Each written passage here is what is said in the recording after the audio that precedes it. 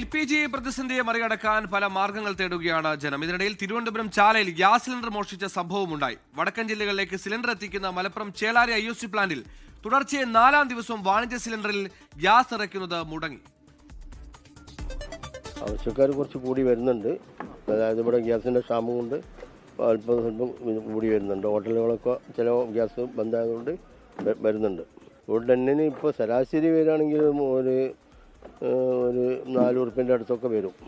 Gas cylinder കിട്ടാതായപ്പോൾ വിറകിന് വില കുതിക്കുകയാണ്. ഇപ്പോൾ വിറകിനായുള്ള പരക്കം പാച്ചിൽ. ചിലയിടത്ത് ഹോട്ടലുകളിൽ സിലിണ്ടറിന് പകരം ദിവസങ്ങൾക്ക് മുമ്പേ വിറകടുപ്പ് കൂട്ടി.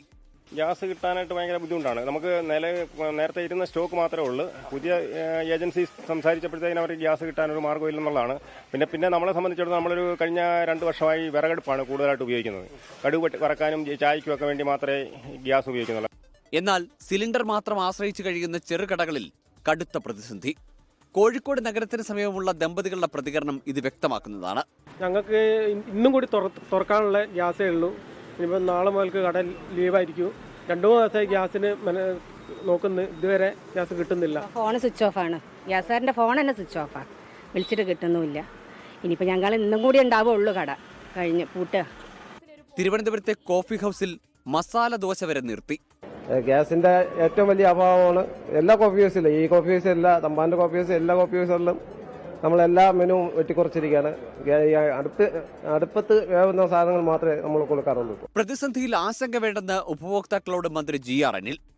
ഗാർഹികേതര ഉപഭോക്താക്കൾക്കുള്ള അലോട്ട്മെന്റ് ഒരു മുൻഗണന നിശ്ചയിക്കാൻ, ആ മുൻഗണനയിൽ ഏറ്റവും പ്രയോറിറ്റി വരുന്നതിൽ ഏറ്റവും അത്യാവശ്യമായിട്ടുള്ള അതിന് പ്രയോറിറ്റി കൊടുത്തുകൊണ്ടുള്ള ലിസ്റ്റ് തയ്യാറാക്കി കൊടുക്കാനും ആ നിലയിൽ വിതരണത്തിൽ ക്രമീകരിക്കാനുമാണ് ഇന്നലത്തെ യോഗം തീരുമാനിച്ചത്. ഇതിനിടെ തിരുവനന്തപുരം ചാലയിൽ ഹോട്ടലിൽ നിന്ന് ഗ്യാസ് സിലിണ്ടർ മോഷണം പോയി.